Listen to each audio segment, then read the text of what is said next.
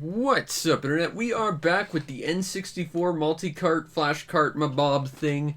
Last time we did a bunch of stuff, most of which I don't care to recall, but we did get to do Jet Force Gemini and sports, but now I get to do Killer Instinct Gold. And, oh, this is a fighting game, so I'm going to do terribly at it, but it's a good game. Sort of. It's just a terrible, terrible, terrible port. So Killer Instinct Gold, if you're not familiar, is basically an N64 port of Killer Instinct 2. And Killer Instinct 2 is an awesome fighting game I'm terrible at. We're going to pick my favorite character, Fulgore, who I wish I could use, but I can't because I'm terrible at everything. I've always wanted to use Fulgore because he's a robot, he's cool looking.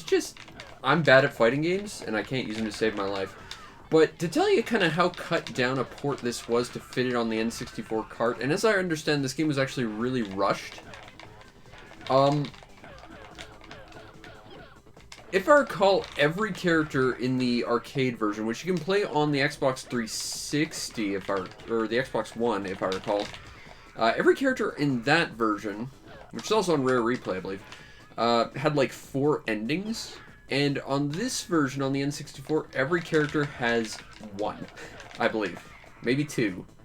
But, they just cut down so much to fit it on the N64. But to be fair, it's actually running pretty smoothly.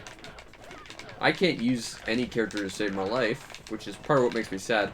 I think the one character I ever managed to actually play with any degree of competency was Saberwolf, who was a reference to an old Rare Spectrum game,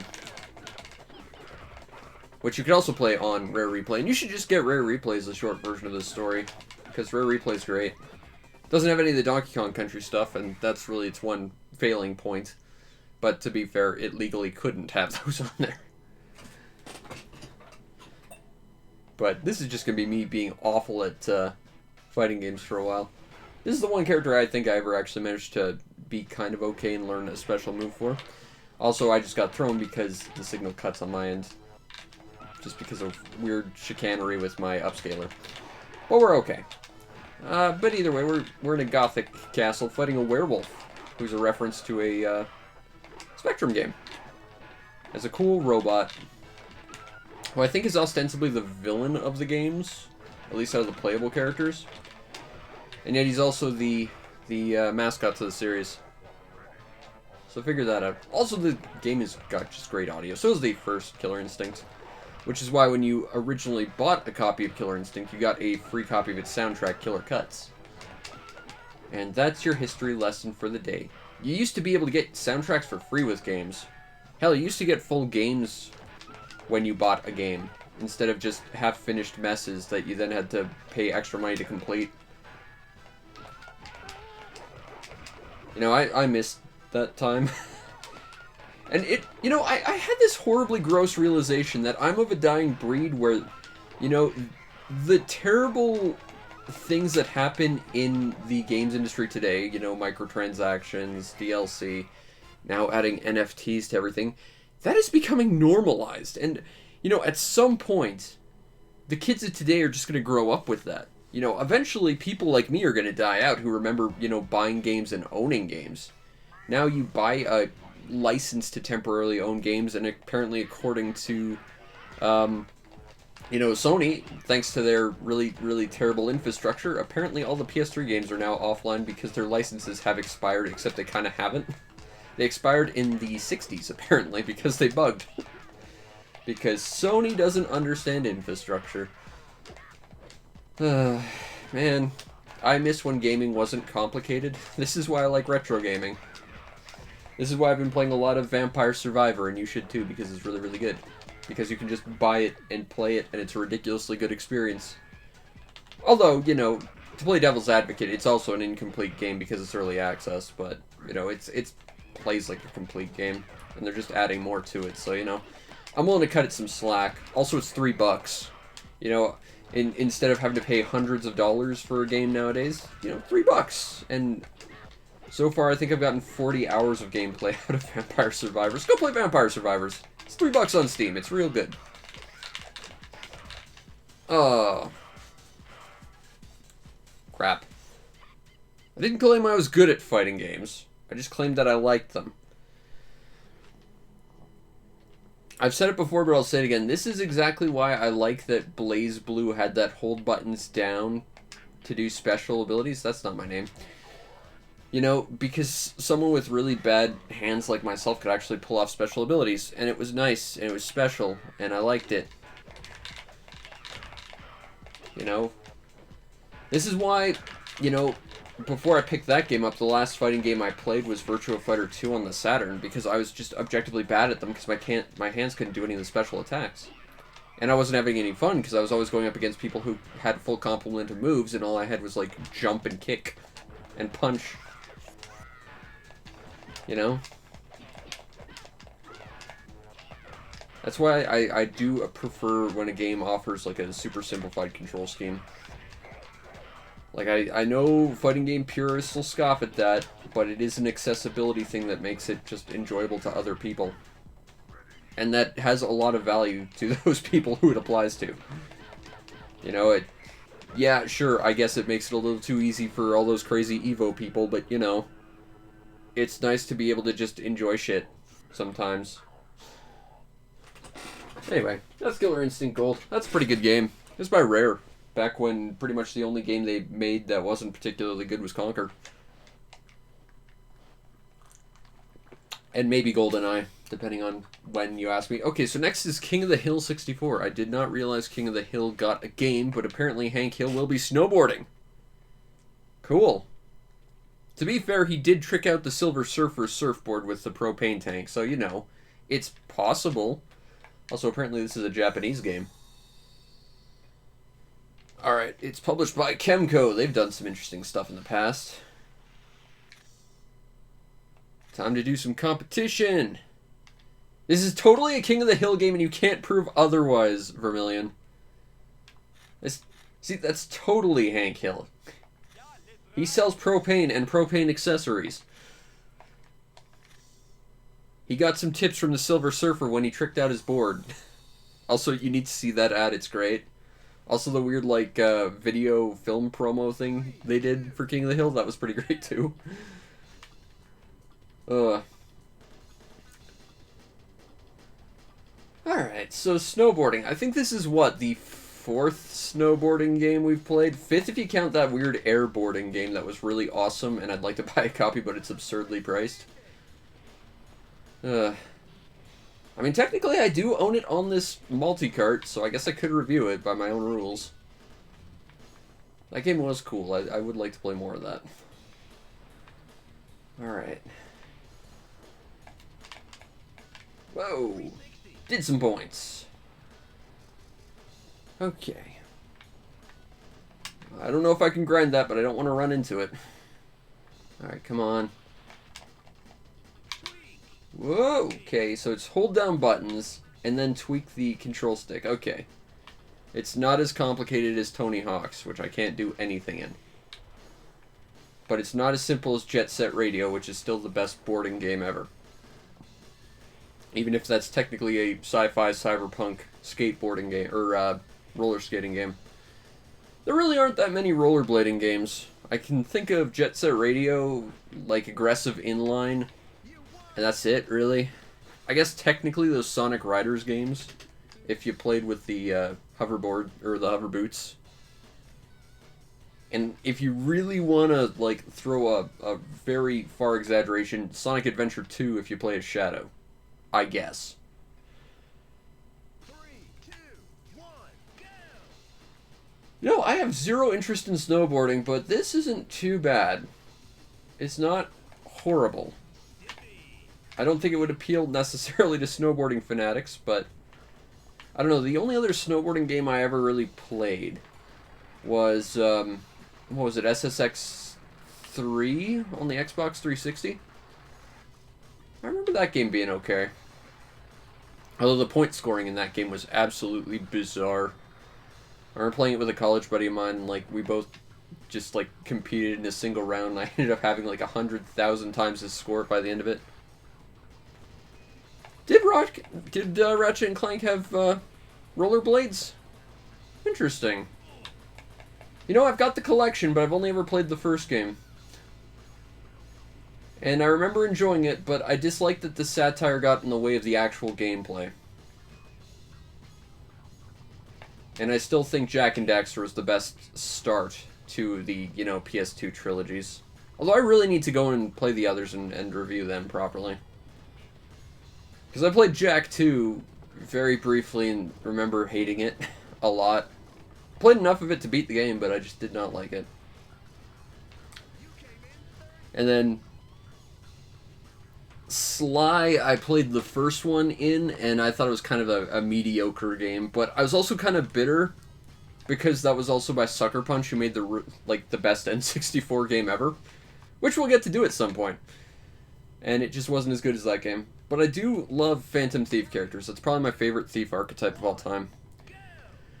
To be fair, those collections are usually pretty bad in general, just in terms of like how they run and like the weird visual nonsense. But at the same time, for someone who doesn't have those games, it's a good cheap way to get into them. Which is why I bought all 3 collections when they were on sale on the PS3, just because, you know, I haven't played these games. I don't have a lot of history with Sony's first-party stuff, so I would like to know more about them because I know they're a big deal.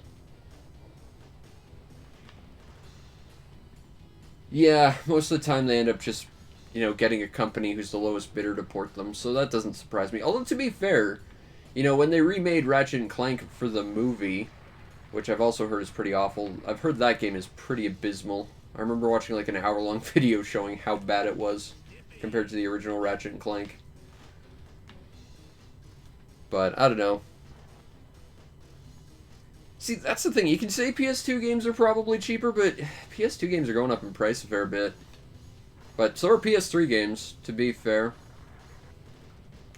It's been a while since I bought a PS3 game, though. The last PS3 game I bought was, like, just around the time that the PlayStation Store was supposed to be closing. I bought, like, the most expensive Mahjong game you'll ever find for, like, $100. But I figured, you know, if I'm going to buy a Mahjong game, I might as well get one that I kind of want.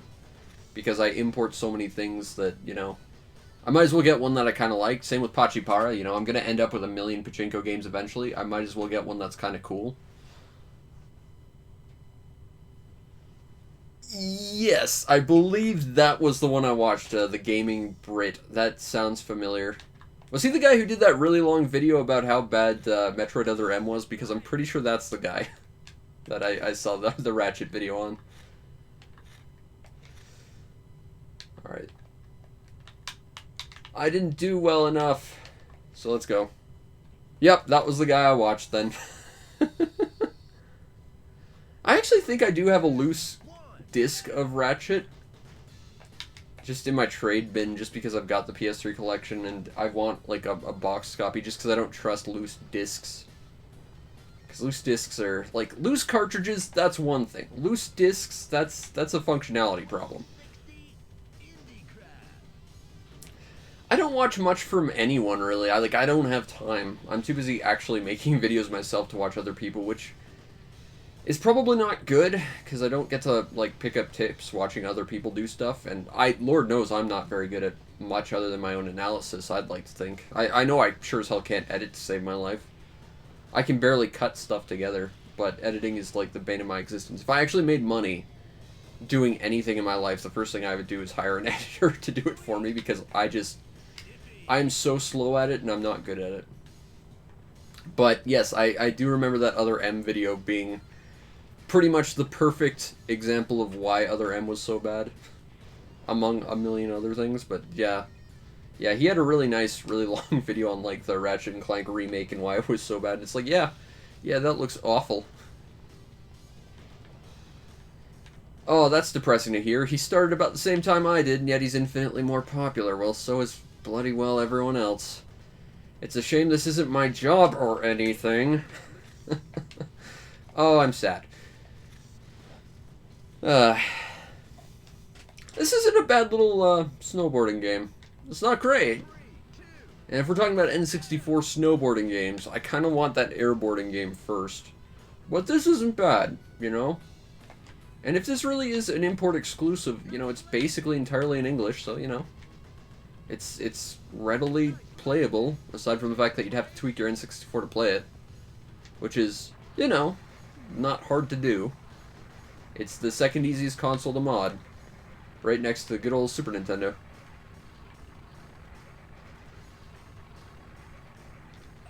Yeah, well, that's typically how things are, you know. You know people who are big names and they tend to get attention in your general direction. Unfortunately, I don't know anyone, never have known anyone, and I'm not popular. And yet, I decided to make a giant popularity contest my job. Okay, well, decide is a strong word. A natural disaster destroyed my livelihood, and this is all I could do, so, you know. You try and make lemonade, and you hope it works. That's straight up ugly. I think the biggest issue with my channel is I just started too late. But at the same time, again, it was circumstance that forced it to even exist in the first place. So, you know. Still, I wish I could somehow make things significantly better so that I could at least, you know, properly fund it. As it stands, I can't even really fund the games I play. But it's all I can do, so it's all I'm going to do. Alright. I'd like to not come in last this time. I mean, this is going to be our last race, but this isn't a bad game. I'm not sure I fully understand the mechanics, but it seems like a relatively simple game, which for me makes it work infinitely better, you know. I've said this a million times, I've played all the Tony Hawk games except for the one with the physical skateboard. I cannot play those games to save my life. And with one exception, I hate all of them. But, you know, you get something like Jet Set Radio where you don't have to worry about tricks. The tricks are completely automatic. I can play that game. I have a lot of fun with that game. That is the best skating game ever. It was also incredibly stylish. You know, and I wish we got more Jet Set Radio games. Although Future had some issues. But I hold Jet Set Radio Future very closely in my heart, in spite of the gripes I have with it. Whoa! This game's also entirely dubbed in English, so, you know, this is a perfect import, really. I think if you hit that ice, you get a bit of a speed boost, so I guess the trick is to, like, stay on the ice as much as possible. Like that.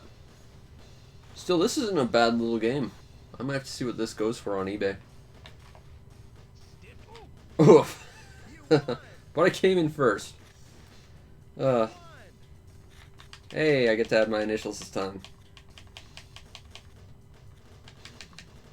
That's not it. There we go.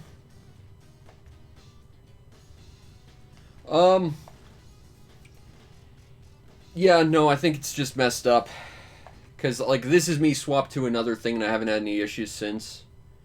And I've tried, like, testing some stuff and it's just... No, I think the thing's just messed up inside.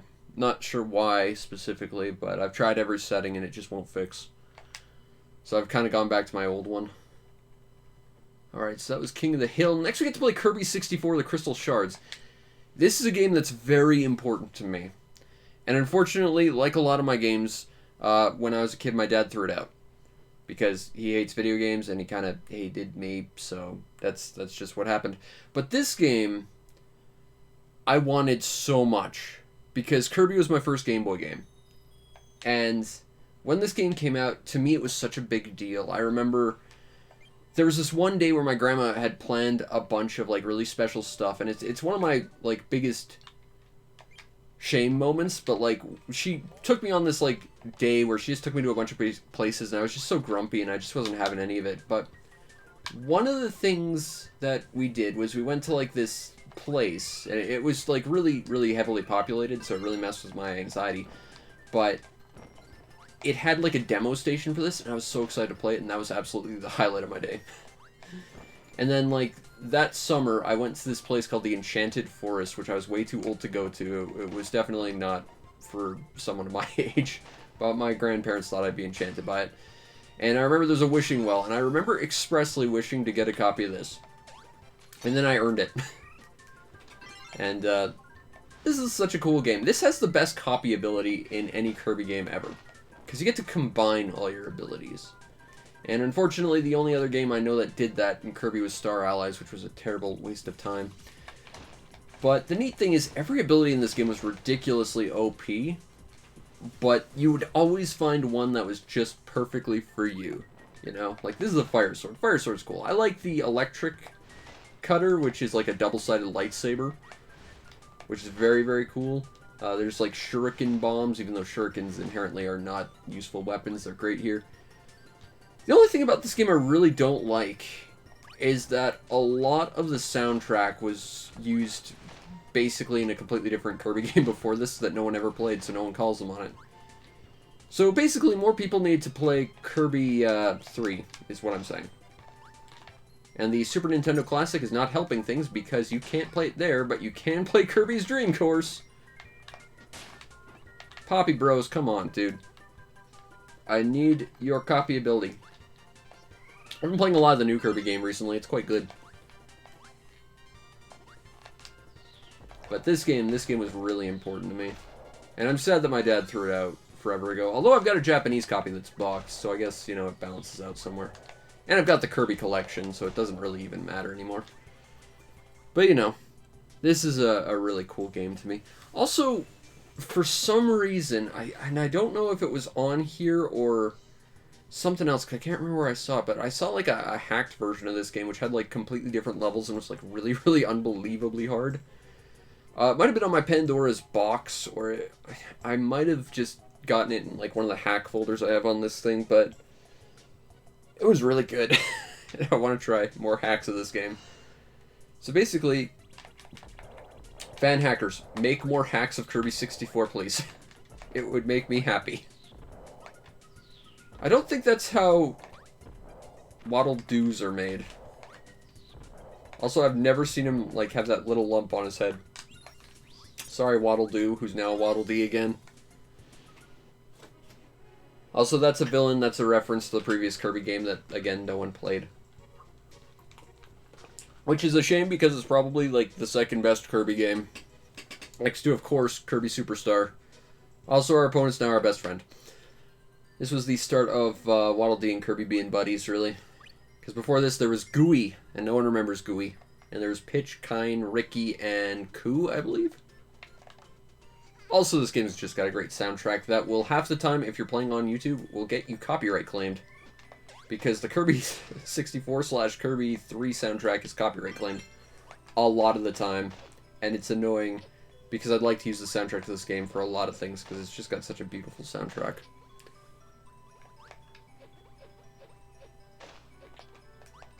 I'm looking for the electric thing. I'm pretty sure there's an electric guy around here. Because I want to make my favorite weapon. But I just love that there's no such thing as like a bad weapon combination. Every weapon combination is like equally ridiculously important. Except that like some puzzles do actually require an exact specific combination, but there's only like 2 or 3 that are like that. I remember as a kid I never actually properly finished this game. Like I beat the game, but you need to collect all the collectibles to see the final boss. And I missed it. Because there was 2 that I screwed up on. This is my favorite weapon. Or at least was when I was a kid. Got a double-sided lightning Naginata that just gives you a giant wall and, like, barrier. It's such a ridiculous weapon. But like I said, every weapon in this game is basically OP. So if you find one you like, stick with it, because it's like, if it's your favorite, it's the best weapon in the game, for sure. Oh, this game is so good. And now your teammates actually help. This game also had some, like, ridiculously great minigames in it. Like, I remember there being, like, this great one where you get, like, this, like, paintbrush, and then you just fling it out in front of you, and you take out, like, a row of blocks underneath your opponent. Like, that could have been its own game on its own, but it's just a minigame here. Also, we have to jump down here to get this crystal shard. And then, hopefully not run out of energy. There we go. This game is so good. I'm still trying to think what I'll do after Road Trip. I got a couple ideas. Like, Mega Man Legends would be kind of fun. We could do this. Like, I don't know. So many different ideas of things we could do.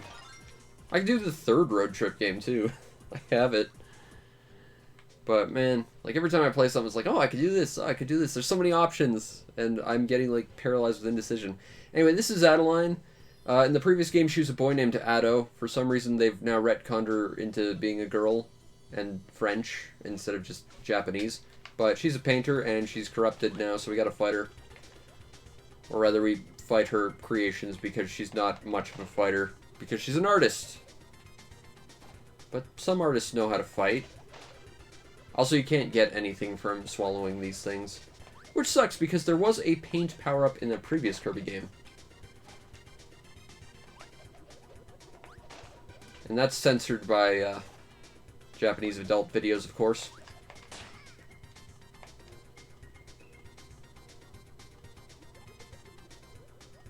These are all like enemies from previous Kirby games, except for that clearly censored beast. But I do like that they're like pencil crayoned in. This game is so neat. And I could just play this game forever. Although the penultimate world is a real pain in the ass, from what I remember. And this is like what the final boss was supposed to be. The thing that she's... And she's dead. She takes one hit. Boop. There we go. Man, I just want to keep playing this, honestly. This is so good. Alright, we'll do one more level. Anyway, we're friends now. And she's joining us at the picnic. Woo! Boop. Oh, I didn't get the card. I like collecting the enemy cards. They're completely worthless. But they're things you can collect, so of course you gotta collect them.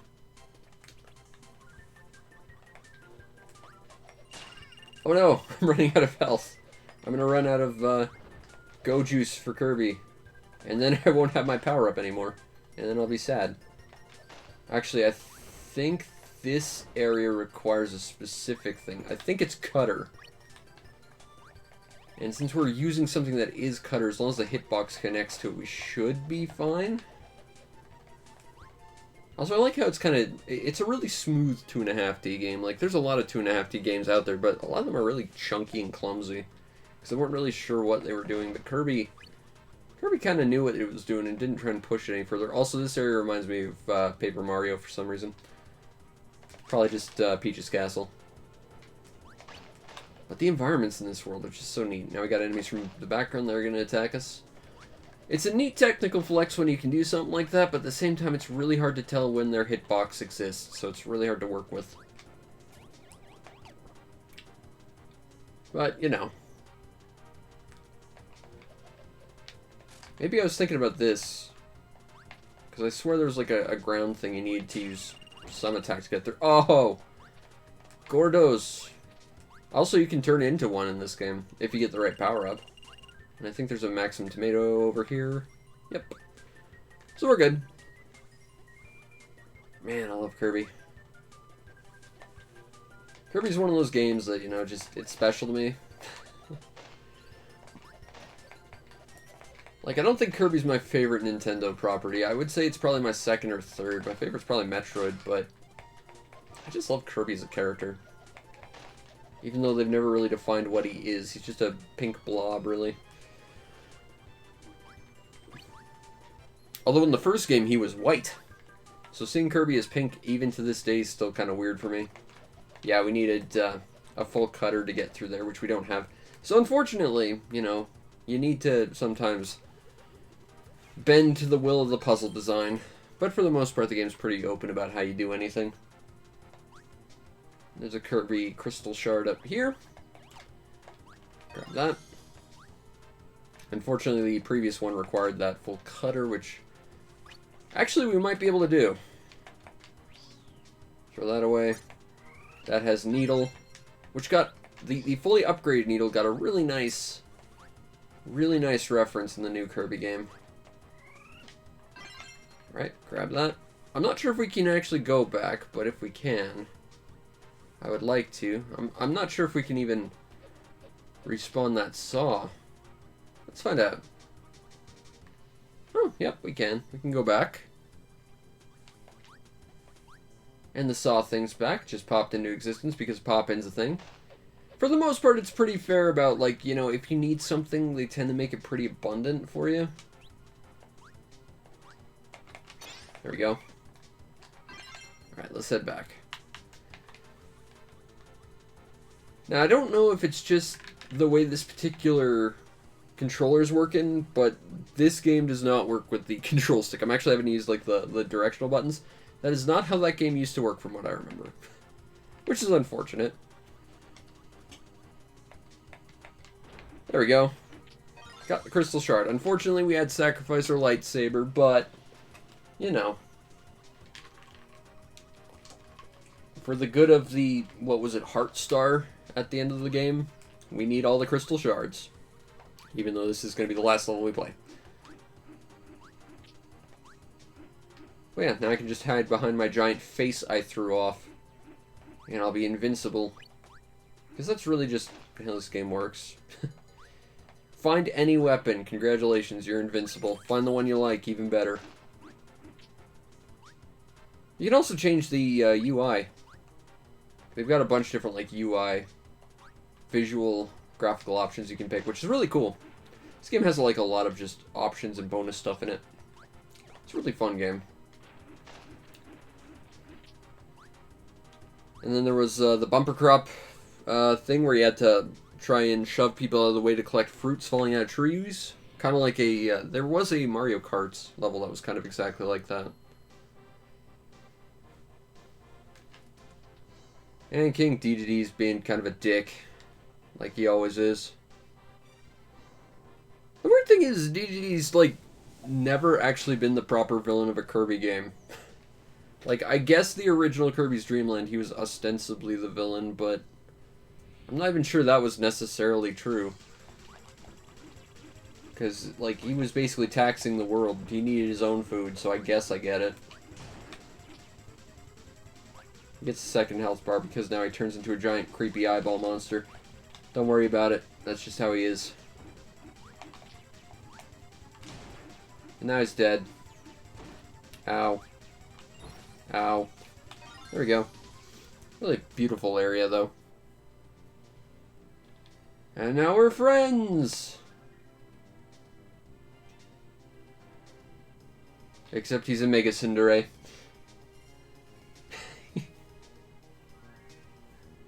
I like Dedede. He's more of a good guy than, you know, games frequently credit him as being, but he's never really been a full-on evil character to begin with. Alright. So, that is... here we go. 1, 2, 3. We get to do Knife Edge Nose Gunner. This is one of those N64 games I rented once and absolutely hated. Let's see if it's any better than I remember it being. Bear in mind, I remember it being awful. So, who knows? It's by Kemco. So Knife Edge Nose Gunner is basically a rail shooter. This is going to be real bad. You can't pick your routes, though, which is kind of neat. So we'll go this way. No, I don't want to use a rumble pack. Don't own one. Thank you. Alright, here we go.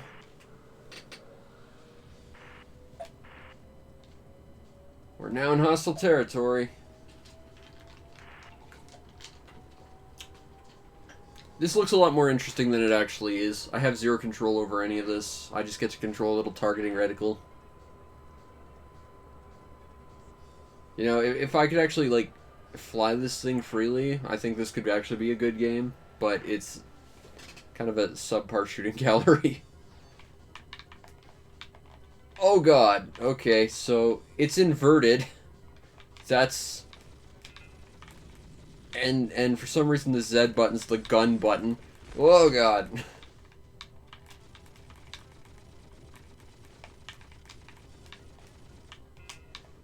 Okay, just paint targets and missile.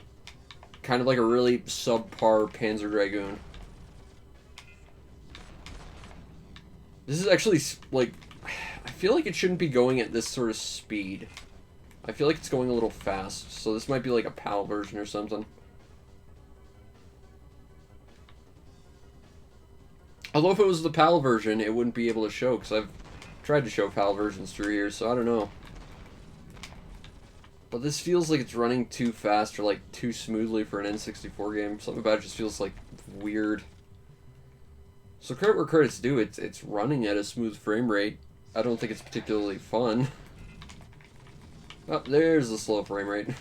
You know what, it's doing a good frame rate, it's not bad, but it's not consistent.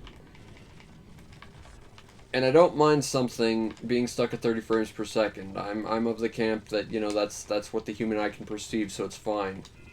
Provided that, you know, it can actually stick to that. The moment it dips, that's a problem. But, you know, if it can at least stick to a consistent frame rate, that's what matters. Alright. So, yay, shooting some stuff. Shooting all some stuff. I'm not gonna say this is the worst N64 game I've played, because I've played the Rugrats Scavenger Hunt. That was pretty awful.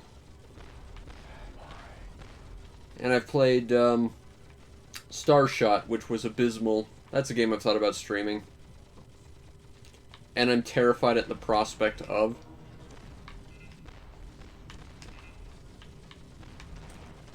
And I personally don't care for Rayman 2 all that much. I don't know. I can name a lot of N64 games I would think are worse than this, or at least I personally feel are. I'm just going to hold down the gun button. More consistent way of killing stuff.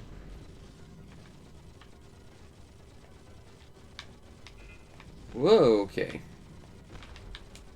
I would love for the camera to just pick a consistent camera angle to move at. Hey, Kizu, how you doing? This could get ugly. It's already ugly. This is Knife Edge. Oh god. We're gonna continue to have really bizarre camera angles. You know, I'm doing my best to hang in there, as always. And I'm stuck playing Knife Edge, so you know, it's not going great. But we do the best we can.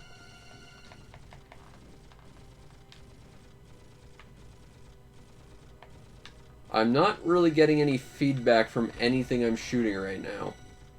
Okay, shoot the tail. Got it. I can't lock on. This is basically what I'm stuck with. Oh, I can kind of strafe a little bit. That's not really all that useful, honestly. And I think I've got like a screen clearing bomb. God, this is not the most interesting rail shooter I've ever seen. I can name infinitely more interesting rail shooters. And light gun shooters, which are ostensibly rail shooters.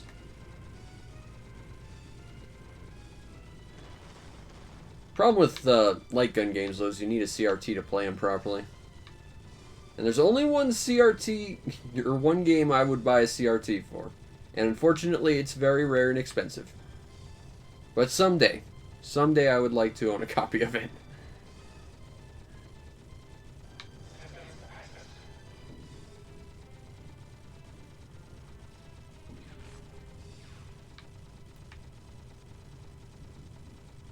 Rogue Galaxy. Wow, that's a game I haven't thought of in forever. That's a good game. If you can get past the first two worlds, Rogue Galaxy's pretty good. The problem with Rogue Galaxy, though, is that its worlds tend to last way too long. And the second world is unbelievably boring and preachy. I would like to go back and play Rogue Galaxy at some point, though. I reviewed that forever ago. And that's one of my most watched videos. Yes, I know. Warning, warning. Oh! Oh no! We died. Alas, where do we restart? Because I don't really want to... We're going to restart from the... Oh, screw this. Screw this.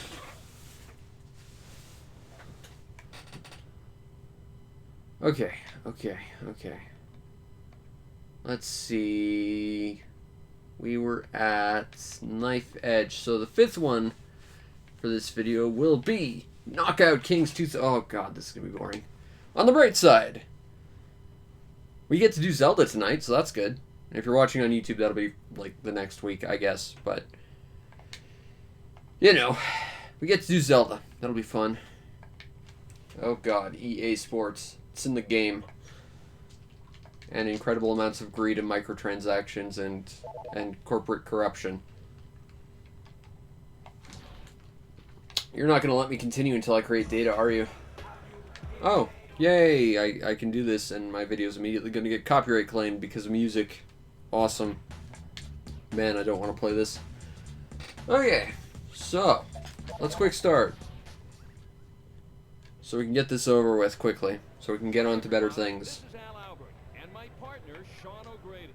Okay. Okay. Well, this one at least uses the control stick, so that's nice. Oh god, this is clumsy. Okay, so A and B is punch. A seems to be right. B seems to be left. What does C do? C is this. And that's great. I'm just gonna keep... You know, headbutting never makes sense as a tactical option. It just doesn't, because it's going to put you in as much pain as it's going to put your opponent. But it's working. This at least makes a lot more sense to me mechanically than the N64 wrestling games that, like, don't have health bars. They're just confusing. Yeah, Rogue Galaxy was kind of weird about that, because they definitely wanted you to use every character for the final fight, and I only ever used 3 characters. That game was also weird because your main character got, like, a super mode that was supposed to make him invincible, and, like, every time I had the super mode, I would die. And it was the only time in that game I would ever die, is just when I had the super mode. That's also a far more interesting game than this. This is also really loud. I'm going to turn this down a little bit. There. I'm hoping that's better. 'Cause this is just abysmally bad.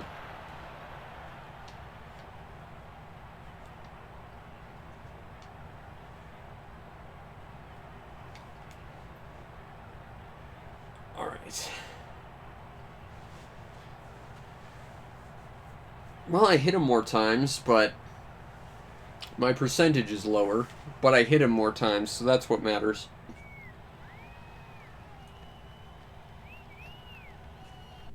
Yeah, game, that's not sexy. Stop making it look like it is. Why are you doing this, game?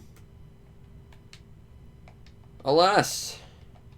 For some reason we have no signal. That's probably for the best, honestly. That was not interesting. Oh no! What do we got here? Is something wrong? I'm gonna try powering off, powering on. Did that fix anything? I think it did. If it didn't, I'm gonna have to, like, disconnect everything again. This is weird. This is not the same problem I was having with the other thing. I don't think. If it was, I don't know then. Nope, there we go. Not sure what that was all about. Anyway, if you're watching on YouTube, that'll be it. If you're on Twitch, we will be going for another one. But, based on these past 5 games, would I recommend it? Well, Killer Instinct Gold, I'm not good at, but that wasn't bad. Hank Hill's King of the Hills 64 Extreme Snowboarding, that was actually kind of playable. Not gonna lie, I kind of like that. If it was $5, I could see myself grabbing it. Kirby 64 I think is awesome. Knife Edge Nose Gunner I would put in like the top 10 worst N64 games. And Knockout Kings is entirely pointless. So, based on these past 5 games, yes, but skip Knockout Kings. Like, Knife Edge, I mean, at least you can kind of enjoy how weird it was. But anyway, if you're on YouTube, that'll be it for tonight. I hope you enjoyed, and if you did follow the stream, you know we go live, because we stream as often as possible, and we're going to continue to stream. But, you know, YouTube, it's over. You might as well check out the stuff on my YouTube channel, which is a lot of stuff. And if you really want to make my day, check out the show's PayPal or Patreon. Support the show any way you can so that I can continue to do what I do to the best of my abilities, which in this case is enjoy Kirby 64 and Hank Hill snowboarding. But I'll see you next time. Peace out, Internet.